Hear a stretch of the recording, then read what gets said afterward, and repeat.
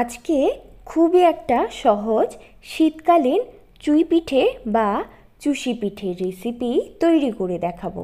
সবার প্রথমেই কড়াইটা গ্যাসে বসিয়ে 1.5 কাপ পরিমাণে জল কড়াইতে ঢেলে দিচ্ছি। এবার 1 চা চামচ নুন জলের মধ্যে দিয়ে জলটা ফুটিয়ে নিচ্ছি। 1.5 কাপ পরিমাণে চালের গুঁড়ো দিয়ে দিচ্ছি। গ্যাসের ফ্লেমটা মিডিয়াম টু লোতে করে একটা ডো তৈরি করে নিচ্ছি। এবার গ্যাসের ফ্লেমটা বন্ধ করে 5 মিনিটের জন্য ডোটা ঢেকে রেখে দিচ্ছি। 5 মিনিট পর একটা থালাতে ডোটা ঢেলে নিচ্ছি। এবার ডোটা হালকা ঠান্ডা হলে হাতে একটু জল লাগিয়ে ভালো করে মেখে নেব। হালকা গরম থাকা অবস্থাতেই মেখে নিতে হবে।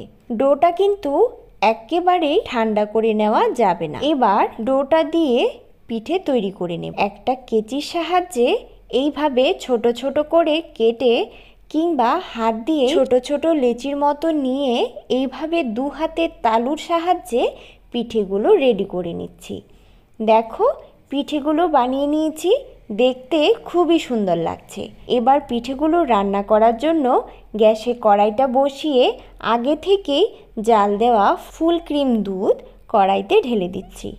এবার 4-5টা ফাটানো এলাচ, 2টা তেজপাতা, 6 থেকে 7টা আস্ত বাতাসা দিয়ে দিচ্ছি। বাতাসাগুলো দুধের মধ্যে গুলে গেলে 1/2 কাপ পরিমাণে চিনি, 1/4 চা চামচ নুন দুধের মধ্যে দিয়ে দিচ্ছি।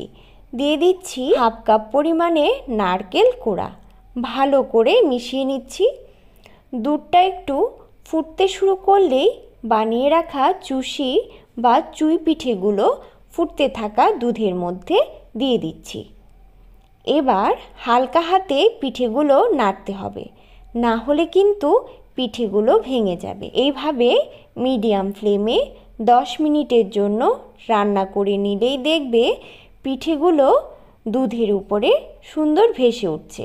এইভাবে ভেসে উঠলেই গ্যাসটা বন্ধ করে দিতে হবে, না হলে পিঠেগুলো ঠান্ডা হলে আরও ঘন হয়ে যাবে। এই পিঠেগুলো গরম গরম খেতেও যেমন সুস্বাদু হয়, ঠান্ডা হলেও খেতে অনেক টেস্টি।